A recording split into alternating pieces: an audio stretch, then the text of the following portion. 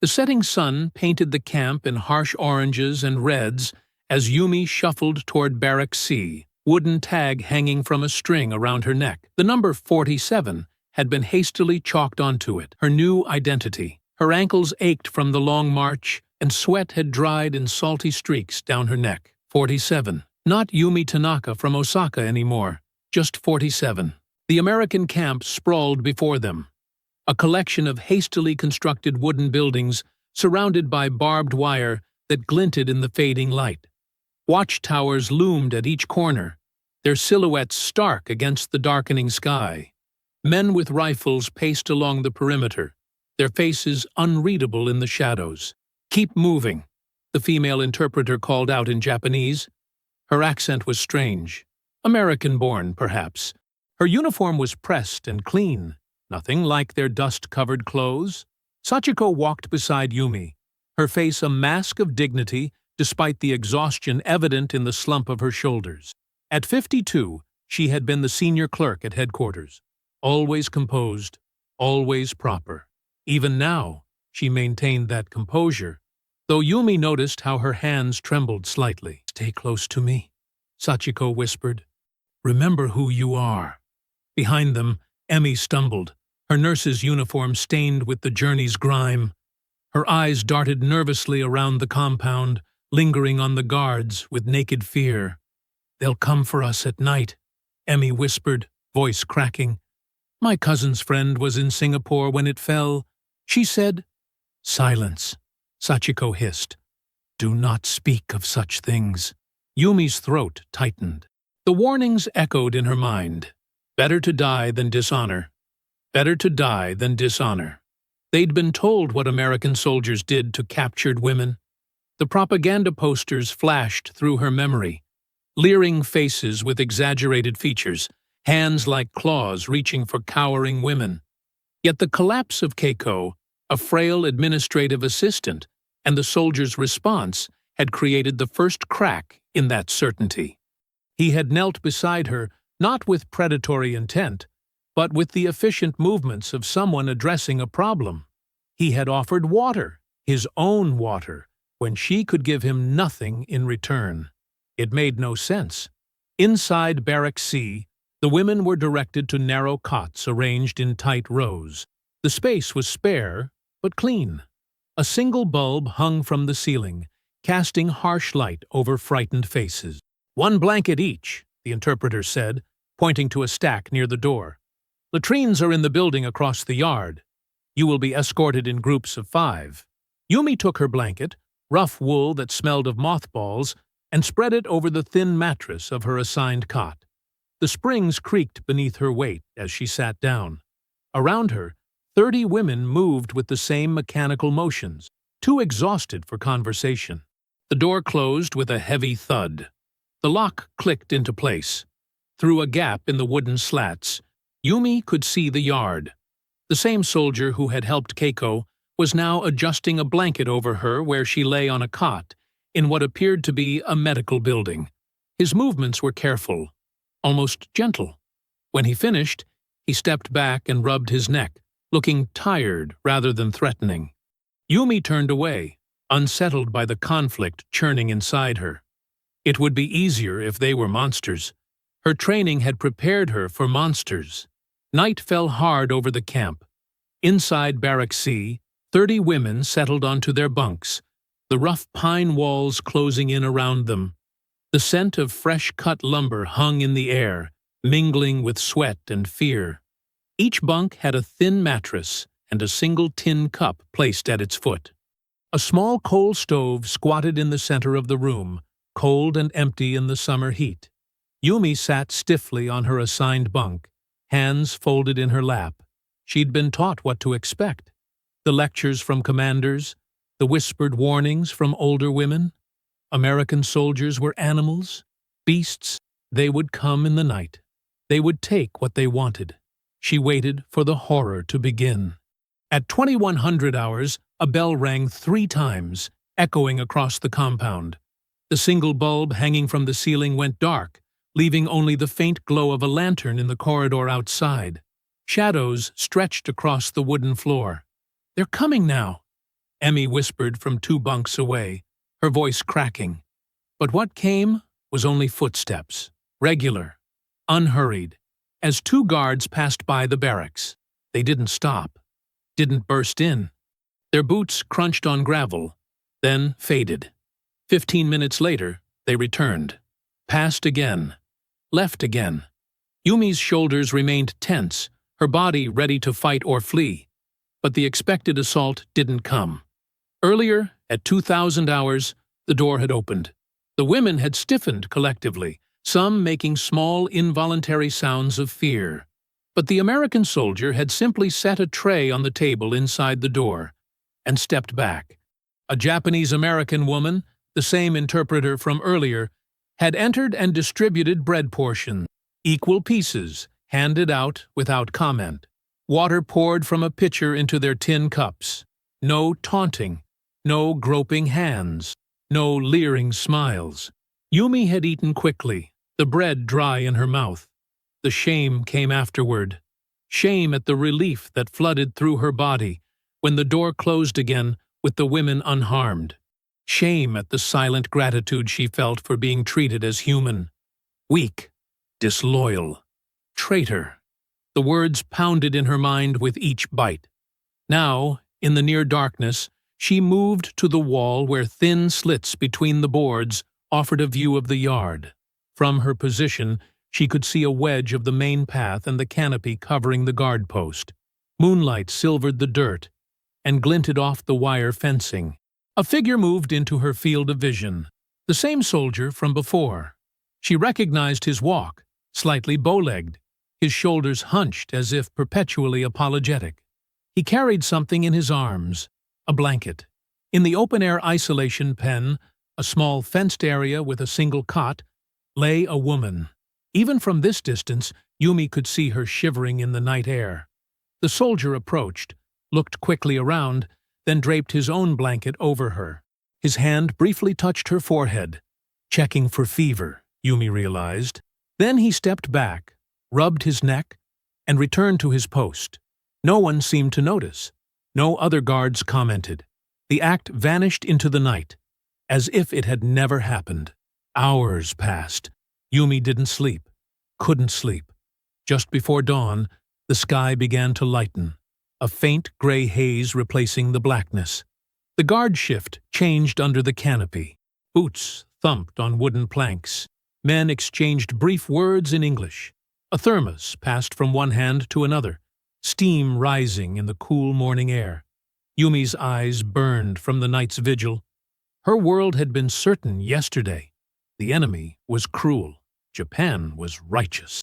Death before dishonor. But it was kindness, not cruelty, that kept her awake, staring into the growing light with burning eyes and a mind that would not quiet. The morning bell clanged at sunrise, jarring the women from fitful sleep. Yumi straightened her uniform as best she could, her fingers trembling slightly from exhaustion.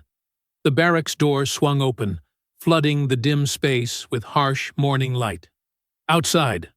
"Head count," the interpreter called, her English accent perfect, her Japanese clipped and formal. The women filed out, arranging themselves in 3 straight rows. Yumi's eyes burned from lack of sleep, but she stood tall, shoulders square, the way she'd been trained. The air hung cool and damp with morning dew. A young American corporal stood before them, clipboard in hand. His uniform was pressed, his posture straight, but his eyes looked tired. The Nisei translator, a Japanese-American woman in her 30s, stood beside him, her face carefully blank. "When I call your number, respond," the corporal said, his voice carrying across the yard. The translator repeated his words in Japanese. "Number 17. Hi," called a woman at the end of the line. "Number 18. Hi." Yumi's gaze drifted past the corporal to the perimeter fence. There he was, the soldier from last night. He paced slowly along the fence line, rifle slung over his shoulder, eyes lowered to the ground. When he passed near the formation, his steps became more measured, his manner cautious, as if afraid to intrude. "Number 23, the corporal called. "Hi," Yumi responded, snapping her attention back. After head count came the yard exercise, 1 hour within chalked white lines that formed a rectangle 30 paces long and 20 wide. The women walked in circles, stretching stiff limbs, breathing the morning air. Guards watched from the perimeter, but kept their distance. Next came barrack cleaning. The interpreter distributed mops with rough wooden handles. "No buckets past the boundary," she explained, pointing to another chalked line. Yumi scrubbed the wooden floor, working in rhythm with the others. The discipline was firm. A guard checked their work, but not punitive. Latrine visits followed. Women escorted in pairs by a female orderly. The facilities were basic, but clean. No one rushed them. No one leered. At midday, the women lined up for their ration. Rice, today, with a thin broth. The soldier from the night before stood by the serving table, watching as portions were distributed. When Yumi's turn came, he cleared his throat. "Tabaru," he said carefully. "Eat, finish. Atode, yard." His pronunciation was awkward, the syllables rough in his mouth. A flush spread across his cheeks when he stumbled over the words. Without thinking, Yumi's lips twitched upward.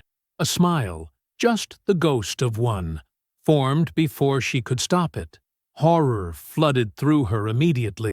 She was smiling at an enemy soldier, at a man who should represent everything she'd been taught to hate.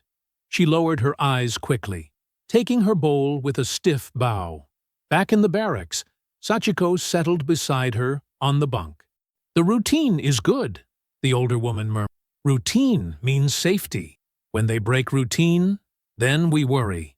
Emmy appeared on Yumi's other side, fingers clutching at her sleeve. "Don't trust it," she whispered fiercely. "The softness is a trap.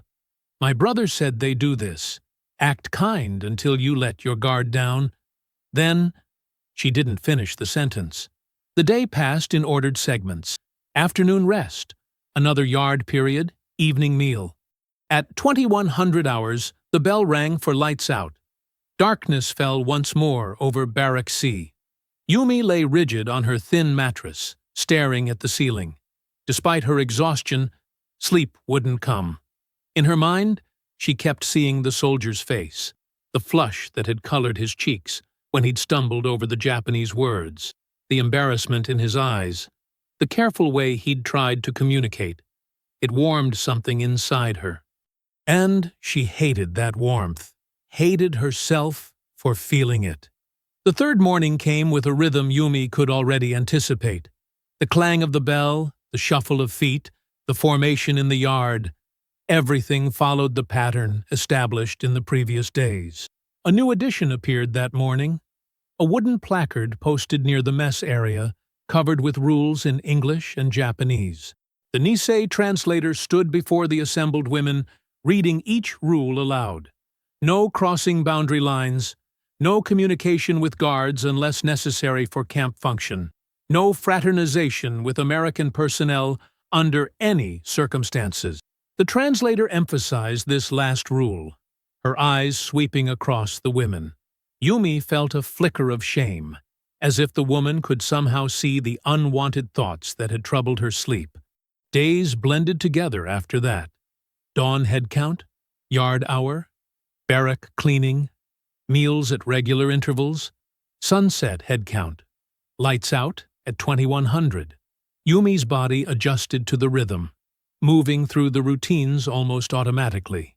Her muscles remembered when to stand, when to bow, when to work. The camp itself had a rhythm, too. The changing of the guards, the delivery of supplies, the weekly medical checks. By the end of the second week, Yumi could predict when each guard would be at his post. 4-hour shifts, rotating clockwise around the perimeter. The young soldier, the one whose face she couldn't seem to forget, often took the afternoon into evening post near the water barrels. On the 14th day, Yumi carried an empty bucket along the marked path toward the water supply. The afternoon sun slanted through the trees, casting dappled shadows across the dirt. As she rounded the corner of Barrack B, she caught sight of the canopy, where off-duty guards sometimes rested.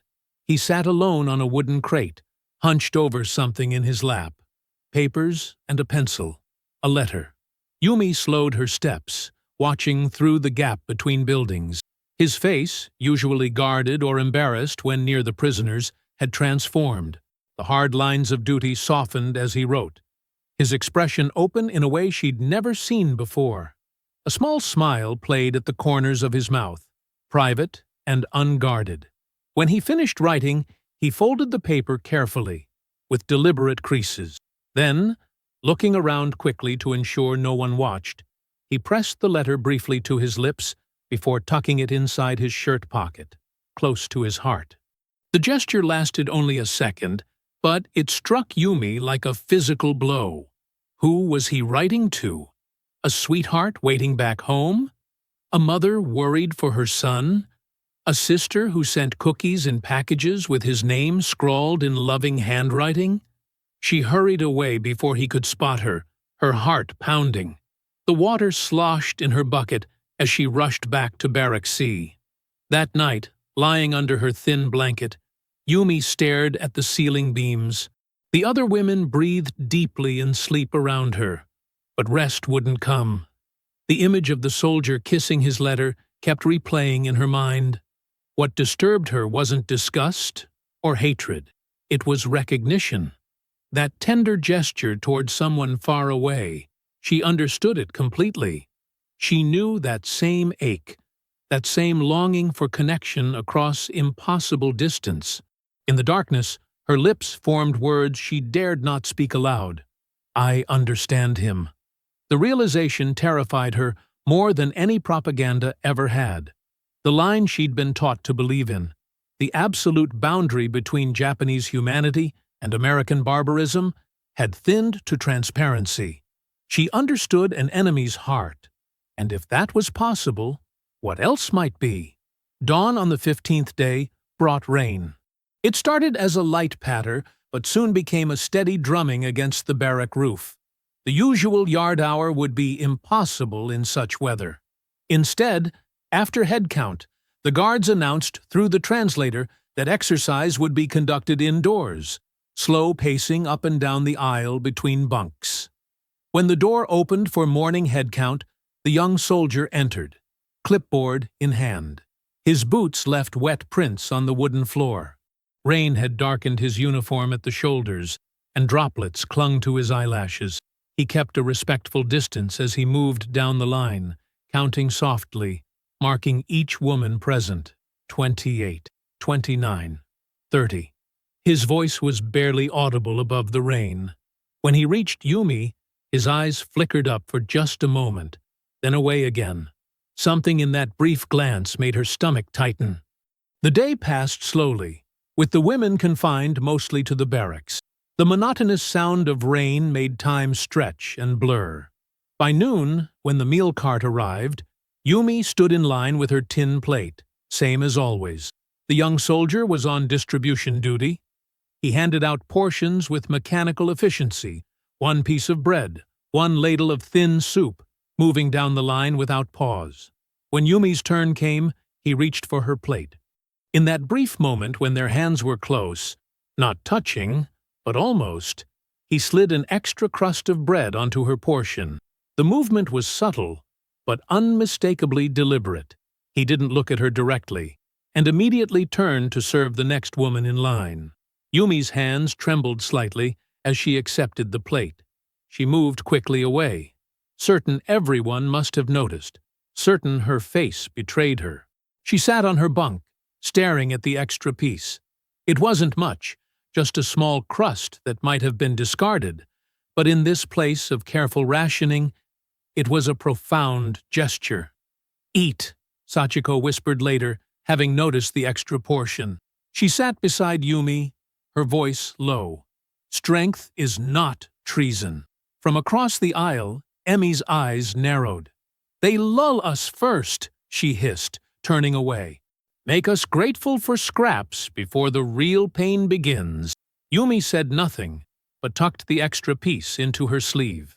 That afternoon, a sergeant strode through the barracks unannounced, his boots heavy on the floorboards.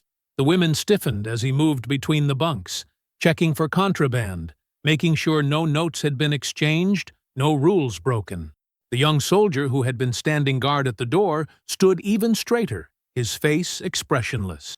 The sergeant barked something at him. The soldier responded with a crisp, "Yes, sir," his eyes fixed straight ahead. In that moment, Yumi understood the risk inherent in even the smallest kindness. A reprimand, a transfer, perhaps worse, all possible consequences for something as simple as an extra crust of bread. 2 days later, on the night of the 17th day, Yumi lay awake listening to the soft breathing of the other women. The rain had finally stopped, leaving behind a heavy, humid stillness. She reached into her blanket roll where she had hidden half of the extra crust. She told herself it was for hunger at dawn, a practical decision to save food for when she might need it most. But as her fingers touched the now hard bread, she knew it was something else, a keepsake of a moment that should not exist, a tangible reminder that even here, even now, someone had seen her as more than just an enemy. Day 18 arrived with the first truly clear sunrise since the rains. The morning light slanted through the barracks windows in sharp golden beams that caught the dust motes dancing in the air. The bell for roll call rang out across the compound, its sound crisp in the cool morning air. Yumi stood in her usual spot, fifth from the end in the second row. Her wooden tag hung from her neck, the number 23 etched into it. The young soldier entered with his clipboard, moving methodically through the count as he did every morning. 21, 22. His voice was steady, professional. When he reached Yumi, something changed. Perhaps it was the clarity of the morning light, or something deeper, more profound. Without planning to, her eyes lifted from their customary downcast position. His gaze met hers. One heartbeat, that was all. A single pulse of time where neither looked away, neither flinched, neither pretended it hadn't happened.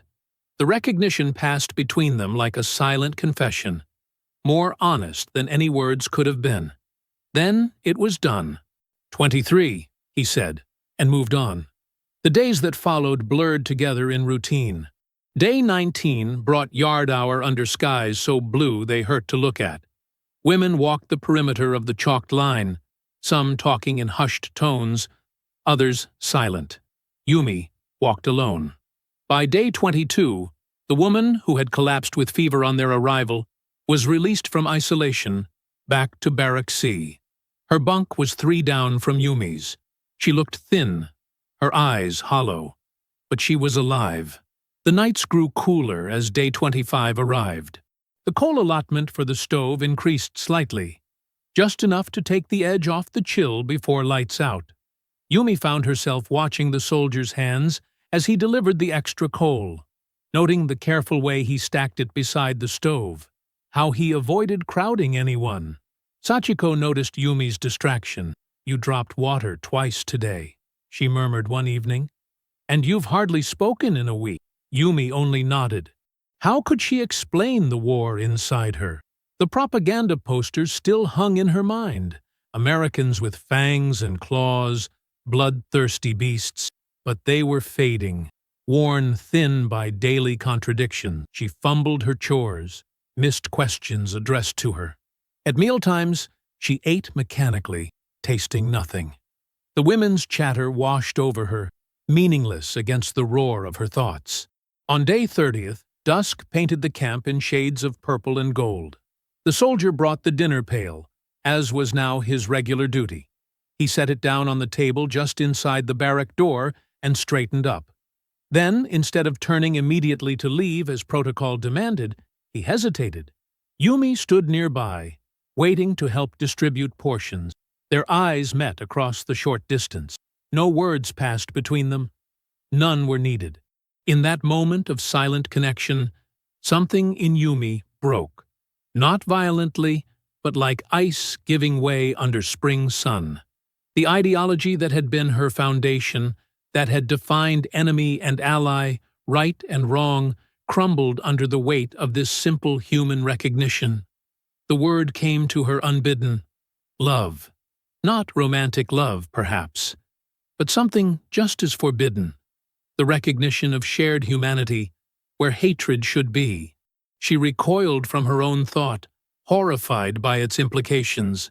That night, when Sachiko brought her bowl, Yumi turned her face to the wall. "You must eat," Sachiko whispered. "I cannot," Yumi replied. Sachiko knelt beside Yumi's bunk, her weathered hand coming to rest on Yumi's shoulder. "You are alive," she said simply. "That is not betrayal." Yumi could not answer. The weight of her thoughts pressed down on her chest, making it hard to breathe.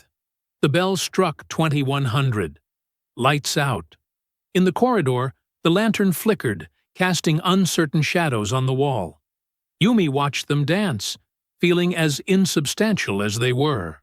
Morning roll call on day 31 found me standing with my eyes fixed on the dirt at my feet. I could feel the soldier's presence as he moved down the line, counting. 21, 22. When he reached me, I held my breath.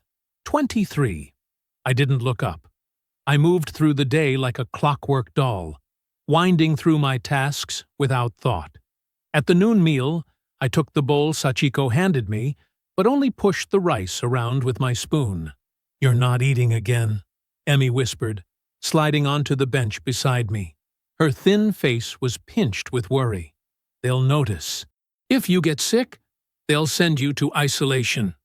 The thought of being separated from the barracks, from the familiar faces, from the routine that kept me sane, sent a cold spike through me. "I'll eat," I promised, forcing down a spoonful of rice that tasted like ash. "See? I'm eating." "Not just for show," Emmy pressed. "You need strength." She glanced toward the door where the afternoon guard was standing. "Not him. A different one." "They're always watching." I nodded and took another bite. For show. Everything was for show now. My compliance, my distance, the careful way I kept my eyes down when he was near.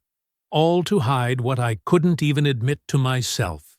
On day 34, a jeep arrived at the main gate carrying mailbags. The camp seemed to pause, all eyes drawn to this connection with the outside world. The guards gathered under the canopy during their break, tearing into envelopes with hungry fingers. I was returning from the water barrels when I saw him among them.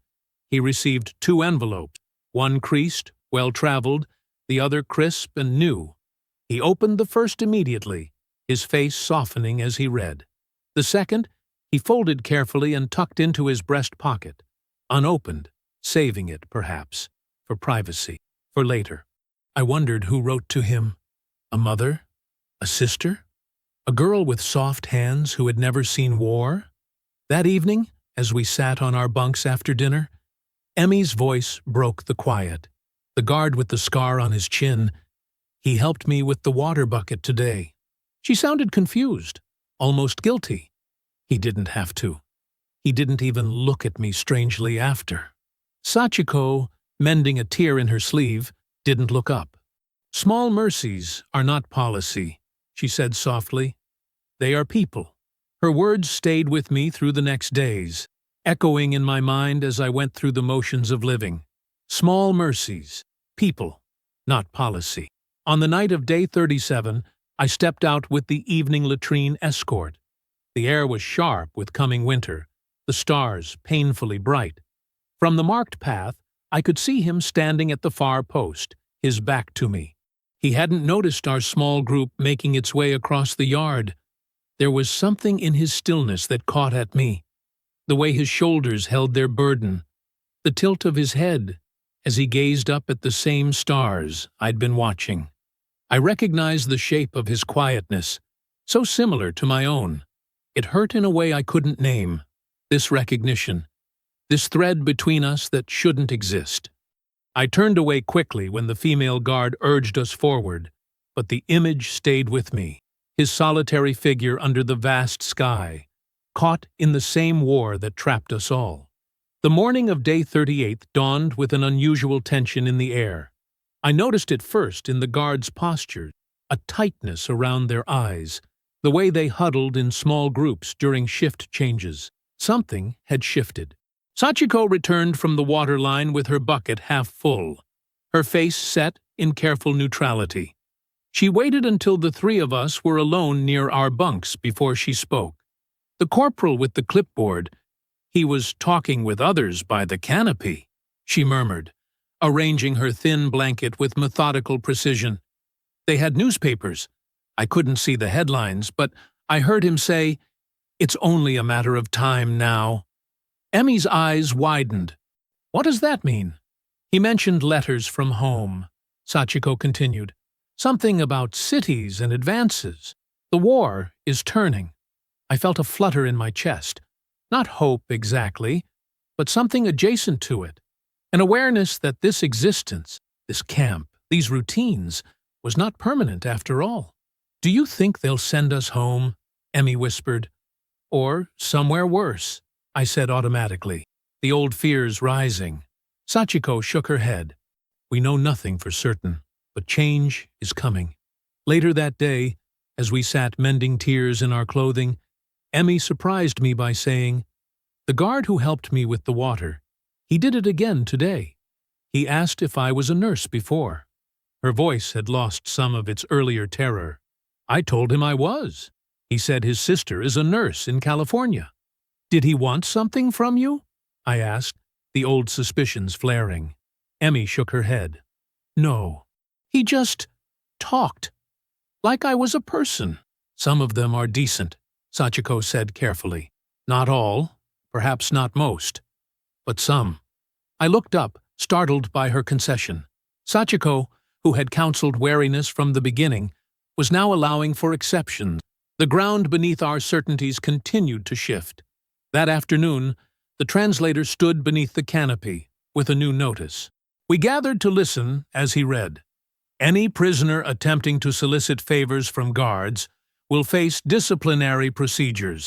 Guards are reminded that fraternization compromises security and is strictly prohibited."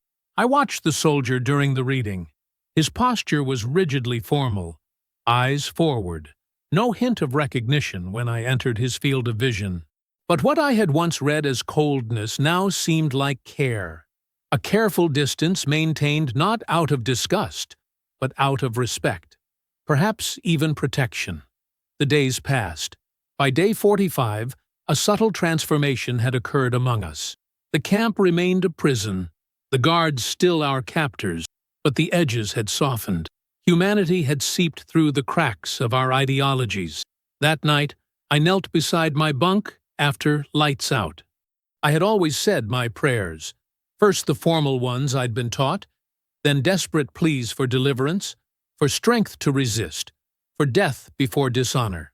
Now, I opened my mouth and found no words would come. Instead, I remained there in silence. Not the silence of defeat or resignation, but something else. The first honest stillness I'd felt since the day we'd arrived.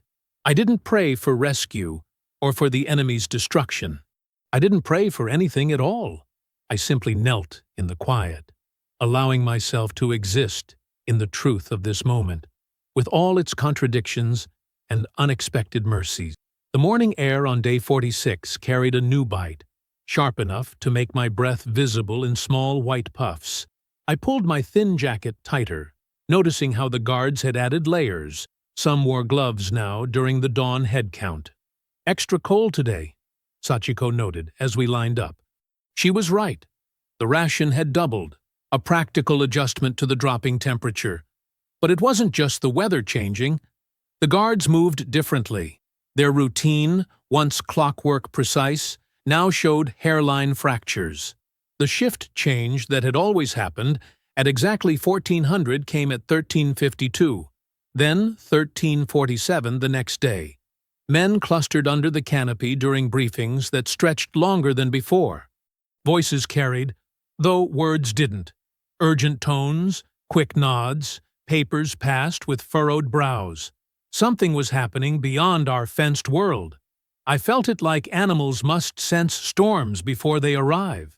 On day 48, the supply truck that always came at 0900 didn't arrive until nearly noon. The corporal paced the entire morning, checking his watch. When it finally rumbled through the gate, the driver jumped down and immediately pulled the sergeant aside, speaking in low, intense bursts. "What do you think it means?" Emmy whispered as we swept the barrack floor. "It means the world outside still exists," I said. "And it's changing." Day 49 brought a fever outbreak in Barrack B.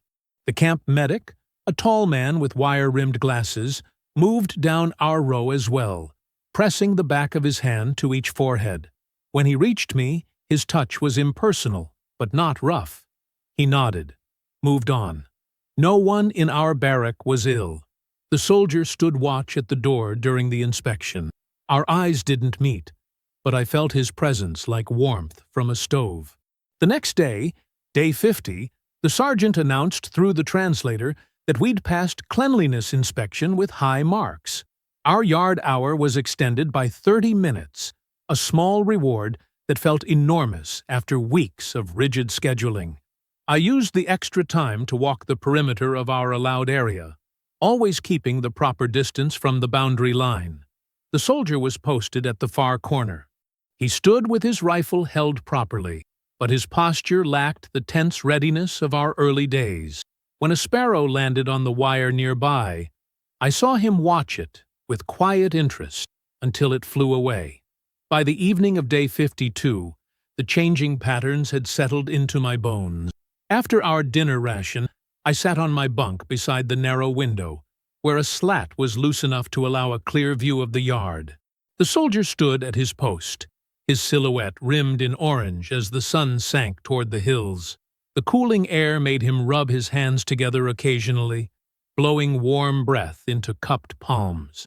Once, he glanced toward our barrack, not searching, not lingering, just a momentary turn of his head before resuming his watch. I knew then, with unsettling clarity, that my old self was gone. The woman who had arrived at this camp no longer existed. What remained was a difficult truth I couldn't unlearn. Love could exist where it had no right to be, where no blessing would ever be given. It offered nothing in return, no reunion, no absolution, not even hope, only a new way of seeing the world that could never be undone. The bell for lights out rang at 2100, as it always did. I lowered my head and whispered words I'd never dared speak aloud. "I will never be the same." Across the yard, the soldier checked his watch and moved to his next position, unaware that through nothing but small mercies and quiet dignity, he had changed everything for me.